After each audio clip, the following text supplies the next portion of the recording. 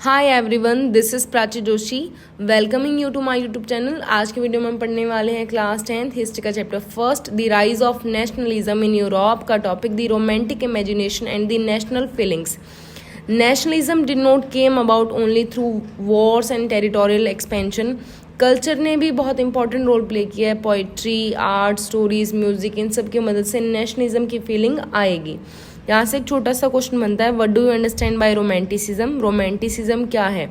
N ideology where culture, art and idea are focused upon to create a form of nationalist sentiments.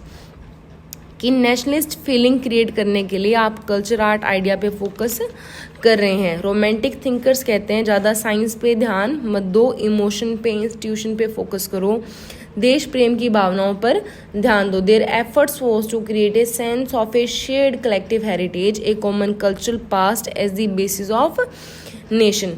यहाँ आपके एक romantic thinker आते हैं, कौन थे वो या उनके आइडियाज़ क्या थे? आइडियाज ऑफ जोहेन गॉटफ्रिड हर्डर, ये एक जर्मन फिलोसफर थे। इन्होंने कहा अगर आपको पता करना है किसी कंट्री का कल्चर कैसा है तो वो आपको राजा महाराजा के महल में देखने को नहीं मिलेगा, वो आपको कॉमन लोगों के पास में रहने से पता चलेगा कि उस देश का कल्चर कैसा है। The real culture was the culture of the common people, das volk. Second number ये कहते हैं, it was through of the folk song, folk poetry, folk dances, culture is the true spirit of nation, volksgeist was popularised. इस तरह से Fock culture वगैरह को connect करना बहुत इंपॉर्टेंट माना जाता है नेशन बिल्डिंग की प्रोसेस में, according to John Gottfried Herder. अब यहाँ आता है role of vernacular language and local folklore. तो वर्नाकुलर लैंग्वेज का मतलब क्या होता है? Local language. लोगों को वर्नाकुलर लैंग्वेज की हेल्प से यूनाइट किया जा सकता है। Vernacular language means local language, helping in recovering an ancient national spirit. So हमने देखा था लैंग्वेज के बेसिस पे कैसे लोग आपस में लड़ झगड़ रहे थे। कहाँ? पावर शेयरिंग वाले चैप्टर में, chapter number first political science वाले में। सो लैंग्वेज बहुत इंपॉर्टेंट रोल प्ले करती है बिकॉज लैंग्वेज आपको यूनाइट फीलिंग मतलब करवाती है। Important to carry the modern nationalist message to large audience who were mostly illiterate. So यहाँ एक एग्जाम्पल आता है पोलैंड का। अब हम एक स्टोरी सुनते हैं जिससे हमें अच्छे से समझ में आएगा कि रोमांटिसिज्म क्या है। पोलैंड की स्टोरी से, Poland had been partition at the end of the 18th century by the great powers Russia, Prussia and Austria. Poland का ज़्यादातर हिस्सा रशिया के कंट्रोल में था और पोलैंड में लोग थे जो पॉलिश लैंग्वेज बोलते थे। कि रशिया ने पोलैंड में पॉलिश लैंग्वेज को रिमूव कर दिया, वहाँ पर फोर्सफुली रशियन लैंग्वेज को इम्प्लीमेंट किया। और पोलैंड के लोगों को इस बात से बड़ा एक गुस्सा आता था और बुरा लगता था कि उनकी जो लैंग्वेज है वो उनसे छीनी जा रही है, कि पोलैंड को बांट दिया गया था। आधा हिस्सा रशिया ने ले लिया, आधा हिस्सा प्रूशिया को दे दिया गया और यहाँ पोलैंड का मैप एग्जिस्ट ही नहीं करता था। लेकिन लोगों के अंदर पोलैंड एग्जिस्ट करता था। जब लोगों की फीलिंग के अंदर पोलैंड एग्जिस्ट करता था, उस फीलिंग को हम लोग क्या बोलेंगे? रोमांटिक इमेजिनेशन बोलेंगे। National feeling was kept alive through music and language. और यहाँ के एक लीडर आते हैं Karol Kurpinski, celebrated the national struggle through his press and music, turning folk dances like Polonaise and Mruska into nationalist sentiments. Language too played an important role in developing nationalist sentiments. After Russian occupation, the Polish language was forced out of the school and Russian language was imposed. लेकिन Poland के लोगों ने 1831 में revolution start कर दिया था। Poland को दबा दिया गया, यहाँ के जो प्रेस थे उनको जेल में बंद कर दिया गया, सर्बिया में भेज दिया गया मरने के लिए लोगों को जिन्होंने रिवॉल्ट किया था रशिया के अगेंस्ट में। लेकिन इस पोलैंड के एग्जाम्पल से हम लोगों ने क्या देखा कि लैंग्वेज कितना इंपॉर्टेंट रोल प्ले करती है, ऐसे क्या कैसे काम करती है, वर्क एज एन वेपन, जिससे नेशनलिस्ट की फीलिंग को जगाया जाए। सो यहाँ से आपका नेक्स्ट टॉपिक चालू होता है, hunger, hardship and popular revolt. 1830 great economic hardship were experienced in Europe because of the rise of population. जिसके कारण अनएम्प्लॉयमेंट बढ़ने लगा था, लोगों के पास में काम नहीं था करने के लिए, तो लोग गांव से शहरों में जाने लगते हैं और ये सोच कर कि वहाँ जाकर उन्हें काम मिलेगा। ज़्यादा पॉपुलेशन से शहरों में स्लम्स क्रिएट होने लगते हैं, सिटीज़ की कंडीशन ख़राब होती जाती है और small producer in the town were often outset by the import of cheap machine made goods from England. Rise in food price और bad harvest left the country poorer.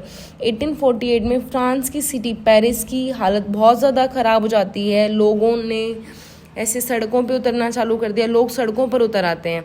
ये देखकर फ्रांस का रूलर लुइस फिलिप डरकर भाग जाता है यहाँ से और Louis Philippe ran away. National assembly proclaimed a republic. Now France was a nation state.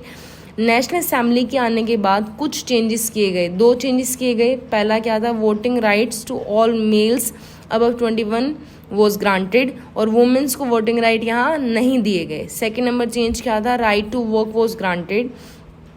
फिर नेक्स्ट नंबर इवेंट होता है 1845 में सिल्सिया रिवॉल्ट, कि कुछ वीवर्स ने कॉन्ट्रैक्टर्स के अगेंस्ट में रिवॉल्ट किया क्योंकि कॉन्ट्रैक्टर्स ने उनका पेमेंट कम कर दिया था। वीवर्स गुस्से में आके रिवॉल्ट करते हैं, कॉन्ट्रैक्टर अपना घर छोड़कर भाग जाता है, गांव छोड़कर भाग जाता है और पास के गांव में जाता है, लेकिन जो पास वाले गांव वाले होते हैं वो उसकी हेल्प नहीं करते हैं। कॉन्ट्रैक्टर आर्मी के पास में जाता है हेल्प लेने के लिए, वहाँ से जाके हेल्प मांगता है और आर्मी और वीवर्स की फाइट होती है। 11 वीवर्स हैड डाइड। यहाँ से हम लोगों ने क्या देखा कि रेवोल्यूशन हो रहे थे पूरे यूरोप में, चाहे वो रेवोल्यूशन फेल्ड हो जाए चाहे वो सक्सेसफुल हो जाए, लेकिन रेवोल्यूशन हो रहे थे। नेक्स्ट टॉपिक है 1848 the revolution of the liberal. जब सभी लोग रेवोल्यूशन कर रहे थे पूरे यूरोप में तो मिडिल क्लास लोग भी रेवोल्यूशन करते हैं 1848 में। फ्रांस, क्योंकि फ्रांस से लोगों ने देखा कि मोनार्की को ख़त्म करके यूनिवर्सल मेल सफरेज के बेसिस पे गवर्नमेंट इस्टेब्लिश की जाती है, तो in other part of the Europe where independent nation state did not yet exist such as Germany, Italy, Poland, तो यहाँ क्या होता है 1848 के टाइम पीरियड में एजुकेटेड मिडिल क्लास जो कि रिवॉल्ट कर रही थी, तो लोगों ने डिमांड किया कि पार्लियामेंट्री प्रिंसिपल के बेसिस पर कॉन्स्टिट्यूशन के अकॉर्डिंग गवर्नमेंट चलाई जाए, फ्रीडम ऑफ प्रेस हो, फ्रीडम ऑफ एसोसिएशन हो। अगर ये सारी चीज़ें मिल जाती है तो हमारा रिवॉल्ट सक्सेसफुल हो जाएगा। तो लिबरल के रिवॉल्ट में जर्मन रीजन का भी एग्जाम्पल लिया गया है क्योंकि जर्मनी उस टाइम कंट्री नहीं था।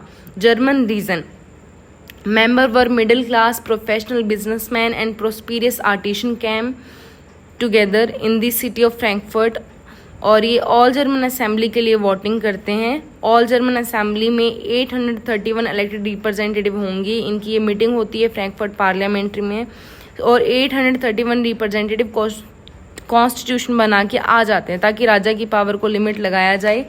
और मिडिल क्लास वालों ने कहा कि अब हमने एक कॉन्स्टिट्यूशन बना दिया और राजा को उस कॉन्स्टिट्यूशन को फॉलो करना होगा और पार्लियामेंट्री होगी, राजा की पावर को चेक करेगी। अब मिडिल क्लास वालों ने प्लानिंग तो बड़ी अच्छी कर ली, लेकिन इसका आउटकम क्या निकला, जब डेप्यूटीज़ ने ये टर्म ऑफर की राजा को, फेडरिक विलियम IV राजा था उस टाइम पर्शिया का, तो इसने इस चीज़ को बिल्कुल ही रिजेक्ट कर दिया and joined other monarch to oppose the elected assembly. और ये नेशनल असेंबली, और इन्होंने कहा कि जो नेशनल असेंबली है वो बहुत ही गलत है, लेकिन पार्लियामेंट मिडिल क्लास लोगों से डोमिनेट थी और पार्लियामेंट्री में पुअर पीजेंट्स का सपोर्ट नहीं था क्योंकि मिडिल क्लास वर्कर और आर्टिशंस की डिमांड को इग्नोर करते जा रहे थे। So in the end, the troops were called and the assembly was forced to disband. लेकिन अब लास्ट में क्या होता है कि राजा को रियलाइज़ हो गया था कि ज़्यादा टाइम तक लिबरल्स को रोका नहीं जा सकता और मिडिल क्लास तो जीतेंगे कुछ ना कुछ तो ये करेंगे, तो मोनार्क्स ने थोड़ा थोड़ा कंसेशन देना चालू कर दिया। फर्स्ट नंबर ये था कि serfdom and bonded labour were abolished both in Habsburg domination and in Russia. और सेकेंड नंबर रहता है Hungarian were granted autonomy in 1867। I hope आपको ये टॉपिक बहुत अच्छे से समझ में आया होगा। मिलते हैं नेक्स्ट वीडियो में। Ta ta bye bye, take care. और हमारा नेक्स्ट टॉपिक क्या होगा, making of Germany and Italy.